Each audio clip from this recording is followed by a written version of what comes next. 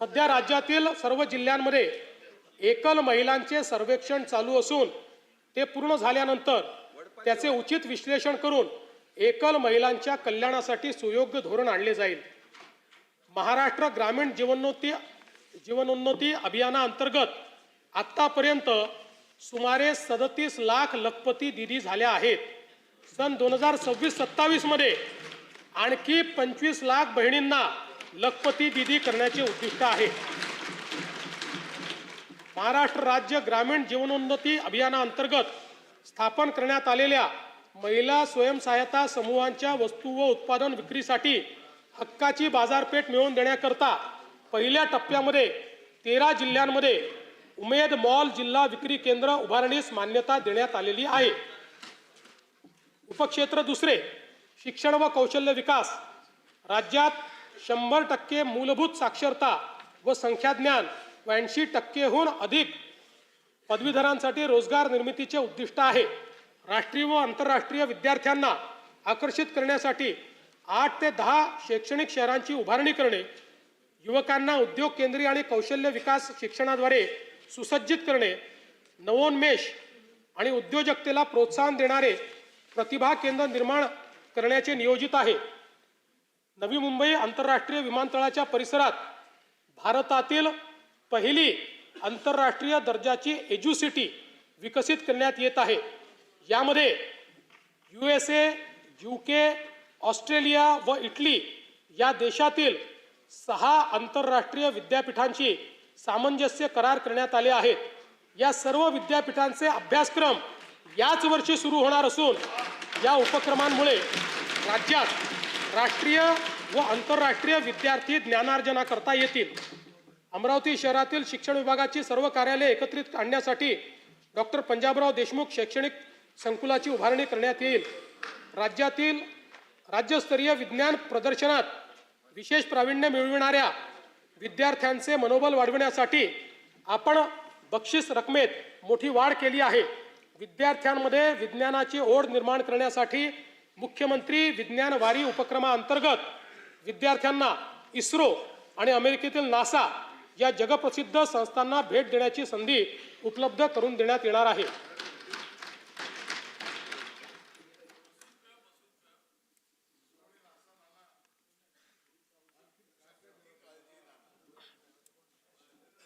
जागतिक बँकेच्या सहकार्याने आपण दक्ष हा महत्त्वाकांक्षी प्रकल्प राबवत असून या अंतर्गत Mahima Maharashtra agency for holistic international mobility and advancement या संस्थेची स्थापना केली जाईल। या माध्यमातून आपल्या तरुणांना परदेशातील नोकऱ्यांसाठी आवश्यक भाषा, कौशल्य प्रशिक्षण आणि आर्थिक मार्गदर्शन दिले जाईल। राज्यातील समुपदेशन सेवांचा विस्तार व अधिक संघटित व्यवस्था निर्माण करण्यासाठी 36 नवदिशा केंद्रे स्थापन करण्यात येतील।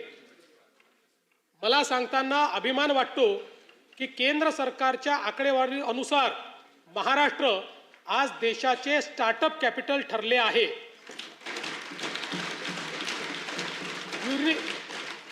युनिकॉर्न्सच्या संख्येतही आपलेच राज्य देशात प्रथम क्रमांकावर आहे।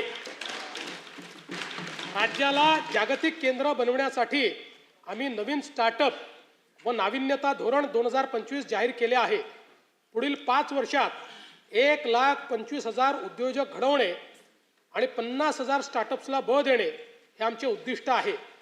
तळागाळातील नवउद्योजकांना आर्थिक बळ देण्यासाठी आपण मुख्यमंत्री उद्योजकता महाफंड स्थापन करत आहोत। यातून निवडक स्टार्टअप्सला थेट आर्थिक मदत दिली जाईल। या उपक्रमाअंतर्गत 50 सर्वोत्तम स्टार्टअप्सची निवड केली जाईल। त्यांना त्यांचे नाविन्यपूर्ण प्रकल्प शासकीय विभागामध्ये राबविण्यासाठी 25 लाख रुपयापर्यंतची कामे निविदेशिवाय थेट दिली जातील। चर्मकला डिझाईन व उत्पादन अद्ययावत केंद्र बांद्रा मुंबई येथे स्थापन करण्याचे प्रस्तावित आहे। यामध्ये नाविन्यता आणि उद्योजकता केंद्रासह सर्व सुविधा असलेली बहुमजली इमारत बांधण्याचे प्रस्तावित आहे। आदिवासी जमातीतील युवांना नाविन्यतेवर आधारित उद्योजक आणि उद्योग निर्माते बनवण्यासाठी राज्यात Bharat innovation research startup for आत्मनिर्भरता म्हणजे बिरसा ही योजना राबविण्यास मान्यता देण्यात आली आहे.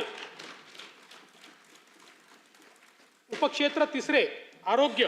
सर्व स्तरावरील नागरिकांसाठी सुलभ, किफायतशीर व गुणवत्तापूर्ण आरोग्य सेवेची सुनिश्चिती करणे व त्याद्वारे राज्यातील नागरिकांचे सरासरी आयुर्मान वाढविणे यासाठी आरोग्य सेवांचा विस्तार करून ती शेवटच्या टप्प्यापर्यंत सर्व नागरिकांना पोहोचवण्याचे उद्दिष्ट आहे. विशेषज्ञ आरोग्य सेवा आणि संशोधनासाठी परिसंस्था म्हणून मेडिसिटीज स्थापन करण्याचे उद्दिष्ट आहे. प्राथमिक, द्वितीयक आणि तृतीयक आरोग्य सेवांचा विस्तार करण्याचे नियोजन आहे. ताणतणाव, जीवनशैलीजन्य आजार, मानसिक आरोग्य तसेच प्रतिबंधात्मक आरोग्य सेवेसाठी सातारा जिल्ह्यातील दरे परिसरात निसर्गोपचार केंद्र उभारण्यात येईल. तसेच मुंबई महानगर परिसरात वैदिक ज्ञान, संगीत, परंपरेवर आधारित वेलनेस उत्कृष्टता केंद्र विकसित करण्यात येईल.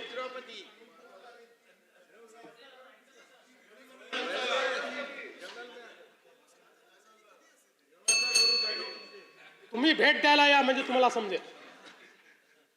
कर्करोग, मधुमेह व हृदयविकार यासारख्या आजारांचे लवकर निदान करण्याकरता एशियाई विकास बँकेच्या सहाय्यतेतून ग्रामीण भागात दरवर्षी तपासणी मोहीम राबवण्यासाठी 4,500 कोटी रुपये किमतीची प्रगती योजना प्रस्तावित आहे.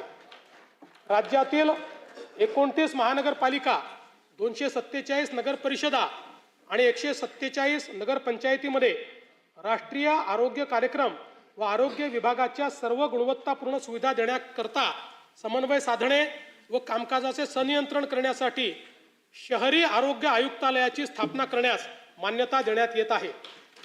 राज्यात डिजिटल सार्वजनिक आरोग्य परिसंस्था निर्माण करण्यासाठी महाराष्ट्र डिजिटल आरोग्य तंत्रज्ञान अभियान राबविण्यात येईल. यामुळे रिअल टाइम डॅशबोर्डच्या आधारे प्रभावी निर्णय प्रक्रिया आणि संनियंत्रण करणे शक्य होईल. आयुष्यमान भारत प्रधानमंत्री जनारोग्य योजना व महात्मा फुले जनारोग्य योजनेअंतर्गत उपचार संख्येत 1,356 वरन 2,399 इतकी वाढ करण्यात आलेली आहे. जवळपास 1,000 आजार त्यात वाढवले आहेत. आणि अंगीकृत रुग्णालयाची संख्या 1,792 वरन 4,537 पर्यंत वाढवण्यात आली आहे. या योजनेअंतर्गत जास्त खर्च होणाऱ्या 9 प्रकारच्या अवयव प्रत्यारोपणाच्या उपचारासाठी 22 लाख रुपयेपर्यंतची रक्कम राज्य आरोग्य हमी सोसायटीच्या निधीतून देण्यास मान्यता देण्यात आलेली आहे.